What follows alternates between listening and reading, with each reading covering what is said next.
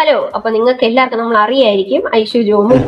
നമുക്കറിയാലോ. ഇപ്പൊ ഇൻസ്റ്റയിൽ കുറെ ട്രോളും കാര്യങ്ങളൊക്കെ വരുന്നുണ്ടല്ലോ. അപ്പൊ ഞാൻ ഇൻസ്റ്റ എടുത്തപ്പോ ഒരു വീഡിയോ കണ്ടതേ അരുൺ ജെ.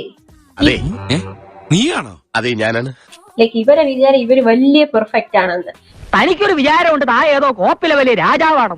ഒരുമാതിരി നമ്മളുടെ കണ്ടന്റ് എടുത്ത് ഓവറായിട്ട് നിങ്ങൾ ഇങ്ങനെ ട്രോൾ ചെയ്യേണ്ട ആവശ്യമില്ല. കാരണം നിങ്ങൾ ഒരു കാലത്ത് ഇങ്ങനെ ആയിരുന്നു. നമ്മുടെ മുറ്റത്തും മുല്ലക്ക് മണമില്ല, എന്താന്നറിയില്ല. നീ എന്താ തുടങ്ങി? നീ ഒരു ക്രിയേറ്റർ അല്ലേടാ? ഒരു ബേസിക് ഹ്യൂമൻ ഡീസൻസി കാണിച്ചുകൂടി. അന്ന് ഞാൻ വളരെ ക്രൂരമായി നിന്നോട് പെരുമാറി, എന്നോട് ക്ഷമിക്കാം. നിന്ന് നമ്മള് മന്ദബുദ്ധി മണ്ടന്മാരെന്നുള്ള രീതിയിലാണ് നീ ട്രീറ്റ് ചെയ്ത്. എന്തോ നീ ഉദ്ദേശിച്ചേ? എന്നിട്ട് പിന്നീട് എന്ത് സംഭവിച്ചു? പിന്നെ ഒരു മുക്കാച്ചെമ്പ് ബിരിയാണി തിന്ന് അവര് ആ കച്ചവടം അങ്ങ് ഉറപ്പിച്ചിരിക്കുകയാണ്. അപ്പൊ ഒരു വെടിയും മിന്നലും മാത്രമേ എനിക്ക് ഓർമ്മയുള്ളൂ. ഇത് പറഞ്ഞപ്പോ മൂഞ്ചിപ്പോയി. നാട്ടുകാരെല്ലാം കൂടി അവനെ എടുത്തങ്ങ് പൊങ്കാല. അതാണ് നിലം തൊട്ടില്ല, ഓട്ടായിരുന്നു ഓട്ടം.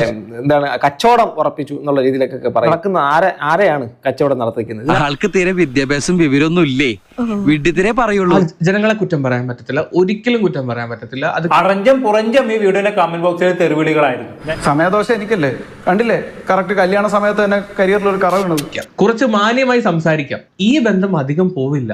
കല്യാണം കച്ചവടമൊന്നോ സംസ്കാരമുണ്ട്. അല്പൻ ഐശ്വര്യം വന്നാൽ അർദ്ധരാത്രിയിലും കുട പിടിക്കും. എനിക്കിത് വളരെ ഇഷ്ടപ്പെട്ടു. നിനക്ക് ഇങ്ങനെ തന്നെ വേണം. മോൻ ചെയ്തതിനുള്ളതൊക്കെ മോന് ദൈവം തിരിച്ചു തരും. കാര്യങ്ങൾക്ക് ഒരു തീരുമാനമായിരിക്കുകയാണ്.